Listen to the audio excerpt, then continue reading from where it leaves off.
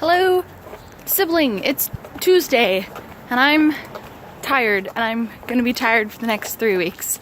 I had class this past weekend, and it was a very long weekend. Saturday was like mostly we were doing our teach backs this weekend, which is basically where we pick a co-facilitator, and I picked Ricky, who's the friend with whom I've been doing homework so much lately, and pick a 20 or 30 minute lesson or so, and then teach it, and then the class gives us written feedback, and the teacher gives us feedback after we've written our done a write-up. It's a whole thing. And so Saturday I was not teaching, I was just watching other people teach, and that was fine, but I was super exhausted at the end of the day for some reason. Gosh, Galia, you spent 10 hours in school and you were really tired at the end of the day. I wonder how that happened. Right. And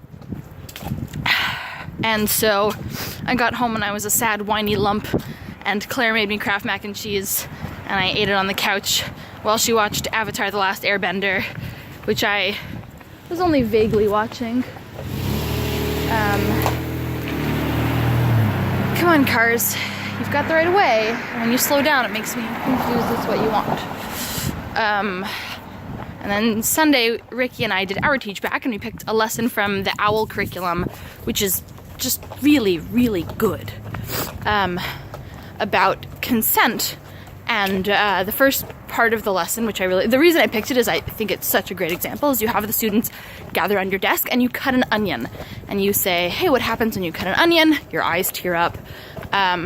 Does that mean you're sad? No, it's just because of what your body is doing. It doesn't have anything to do with feeling sad or wanting to cry. And then it talks about how physical arousal does not equal consent. And I think it's such a marvelous parallel. I really love the activity. And then we did a consent giving and receiving activity. That was really fun. And we got some really great criticism and really great compliments. Of course, everyone noted this in their reflections, that when we got our written feedback, we just looked right at the criticisms, and rarely anyone looked at the compliments, because we all have imposter syndrome. We are a program full of... Someone has left their... Oh, okay, there's a person there. There was a briefcase in the ground. But then immediately around the corner there was a human doing something with their hands. So, never mind. Yeah, we are a program full of people who aren't sure if we're supposed to be here. So that's fun. And then after each pair teaches, 2 people are chosen to give verbal feedback. Sorry. And one of the people who gave feedback to us, I really don't like. And she doesn't like participating. She just feels like it's all beneath her, and it's not, it's a bunch of baby games, and why is she doing this?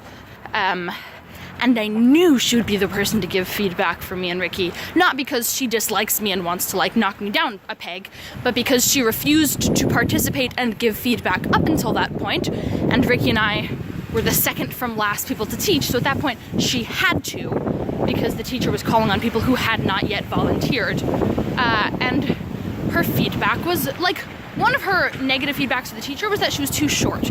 This woman is strange and inappropriate. And so I was like, I knew it was gonna be her. And so I was prepared to not take any of it to heart anyway, and that was fine. And her feedback was Ricky, you sat like you were on a toboggan, and that really distracted me. And Galia, your skirt was so short I couldn't figure out if I wanted to tug it up or tug it down, and I was very distracted by it. And I was like, Dr. Schroeder calls that the $30,000 head nod, as in grad school's costing you $30,000, and the thing that you have learned is how to nod your head in a non-judgmental processing way, as somebody says something that there is no good response to. So I gave her my not yet graduated $30,000 head nod and said thank you for your feedback, and made eye contact with Gaby, because that's what we do when someone says something ridiculous in class. And that was that, or so I thought. And then on the next break, a student approached me, hello, and said something like, oh my gosh, I can't believe she said that. That was so inappropriate. Please don't think the rest of us were thinking that. Like, I just wanted to check in with you. Are you okay? And so then I had to put on performative emotions when I was just tired and didn't really feel like having any performative emotions, and assure her that yes, I was fine. Thank you so much for checking in. And then the instructor came up to me and said something like, you can wear whatever the fuck you want. You understand the dynamic that's at play here. And I was like, yes, of course. Like, I know who she is. I'm not offended by her. I didn't say that. I couldn't say to anyone, I have already written Sharon off as an asshole. Don't worry about my feelings. She could not hurt my feelings if she tried. And then another classmate came to me and said, a bunch of us were talking about how uncomfortable it made us, and I just wanted to say on behalf of like the 6 of us over there. So like, whoa, everybody.